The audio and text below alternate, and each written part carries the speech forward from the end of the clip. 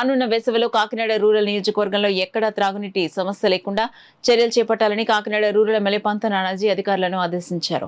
Kakinada rural మండల పరిషత్ సర్వసభ్య సమావేశంలో ఎమ్మెల్యే నానాజీ పాల్గొన్నారు. కాకినాడ రూరల్ మండలం రమణపేట గ్రామంలో గల కాకినాడ రూరల్ మండల పరిషత్ కార్యాలయంలో సర్వసభ్య సమావేశం జరిగింది. మండల అధ్యక్షురాలు అంతలక్ష్మి అధ్యక్షతన జరిగిన సమావేశంలో కాకినాడ రూరల్ ఎమ్మెల్యే పంత నానాజీ ముఖ్య అతిథిగా పాల్గొన్నారు.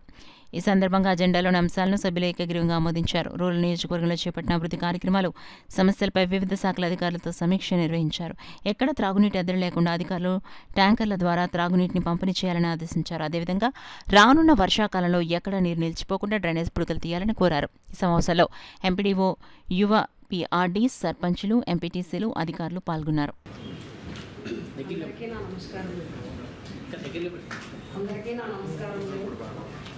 మండల సర్వసభ్య సమావేశానికి నన్ను అధ్యక్షురాలుగా నియమించినందుకు మన ప్రీతం నాయకులు, శాసనసభ్యులు పంత నానాజీ గారికి నా హృదయపూర్వక నమస్కారం. అలాగే గౌరవ ఎంపీటీసీలు అందరికీ నా హృదయపూర్వక నమస్కారం. అలాగే ఎంపీటీఓ గారికి, ఎంఆర్ఓ గారికి, పంచాయతీ కార్యదర్శులకు, మండల ఇతర అధ్యక్షులకు అందరికీ కూడా నా హృదయపూర్వక నమస్కారం. అలాగే మీడియా మిత్రులందరికీ నా హృదయపూర్వక నమస్కారం. మరి దంపతులిద్దరికి కూడా శుభాకాంక్షలు తెలియజేస్తూ ఉన్నాను.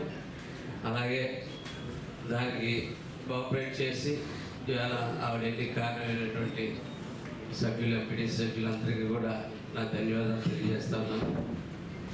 ఇది ఒక రాజకీయ చదరంగాల్లో అటువంటి ఎలక్షన్ టైంలో ఎవరైనా మేము నొప్పించుంటే వాళ్ళందరికీ కూడా మనస్ఫూర్తిగా క్షమించమని చెప్పి నేను కోరుకుంటా ఉన్నాను.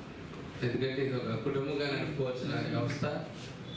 నిత్యం మనం దెబ్బలాడుకుంటే అందరు కలిసి వెళ్తుంటే ప్రజలకు మనం ఏం చేయగలుగుతాం అన్నది ఆఖరి చేస్తే శూన్యం అవుతుంది. కాబట్టి నేను ఆ విషయంలో మటుకు ప్రతి నిమిషాన్ని కూడా ఒక నిమిషం దూకుడిగా వెళ్ళినప్పటికీ అవసరం బట్టి మరుక్షణం నేను ఆ దూకుడు తగ్గించుకుంటూ నేను ఎప్పటికప్పుడు సరి చేసుకుంటూ వస్తూ ఉన్నాం.